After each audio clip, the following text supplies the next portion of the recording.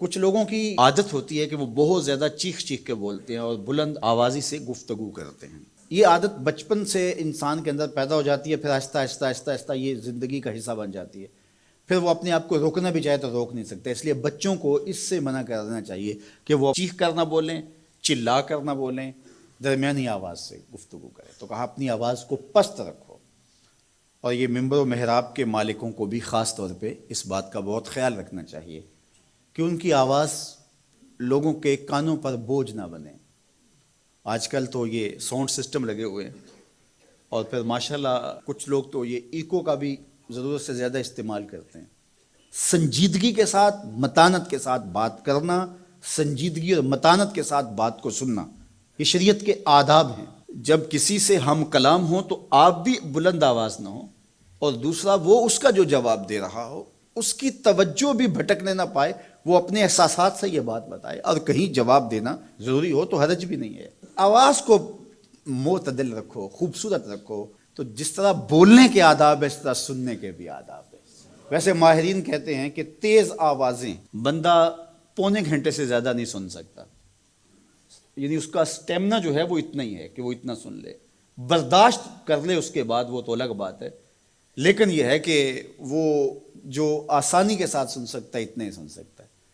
تو اس لیے یہ جو لیکچر بھی ہوتے ہیں جو دنیا کی بڑی یونیورسٹی ہیں وہاں بھی انہوں نے لاکھوں روپے دے کر کے دنیا کے ماہرین بلائے ہوتے ہیں مختلف مضامین پر، لیکن پیریڈ کا دورانیہ یہ نہیں ہوتا وہ 3 گھنٹے کا لیکچر دے رہے ہوں. انسان کی جو ہے وہ ایک کیپیسٹی ہے، اس سے آگے نہیں وہ بڑھ سکتا. اور مجھے بتائیے انسان کو بنانے والے سے بہتر کون بتائے گا؟ قرآن بتاتا ہے. کیا بتاتا ہے؟ وَغْضُضْ مِن صَوْتِكَ، اپنی آواز کو پست رکھو. باقی اس کے الگ احکام ہیں کہ اذان دے رہے ہیں، آپ کسی کو پکار کر رہے ہیں، جنگ میں رجز ہے یا کوئی اور بات ہے. ابھی لائٹ چلی جاتی ہے اور دور تک لوگ بیٹھے ہیں تو مجھے لامحالہ طور پہ اونچا بولنا پڑے گا. میری آواز اونچی ہے تو میں کوشش کروں گا آخری شخص تک آواز پہنچے، وہ ایک الگ بات ہے. لیکن اب یہ آواز ایسے ہی سب تک پہنچ رہی ہے. تو ان آداب کو جب ہم سمجھتے نہیں ہیں تو اپنی بات کو کچھ لوگ سمجھتے ہیں کہ زور سے بولیں گے تو لوگوں کے اندر بات اترے گی. ایسا نہیں ہے. بات زور سے بولنے سے نہیں اترتی، بات دلیل سے اترتی ہے. رومی علیہ رحمہ فرماتے ہیں کہ بادلوں کے گرجنے سے نہیں، پھول کھلتے ہیں بارش کے برسنے سے. تو بارش برسے گی تو پھر پھول کھلیں گے، بلکہ وہ جتنی آہستہ آہستہ برسے گی اتنی ہی جذب ہوتی چلی جائے گی.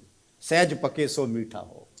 اس لیے اپنے لہجوں کو خوبصورت بھی بنائیے، اپنے لفظوں کا انتخاب بھی اچھا کیے، اور اپنی آواز کو پست بھی رکھیے. لوگوں کے کانوں پر آپ کی آواز بوجھ نہ ہو.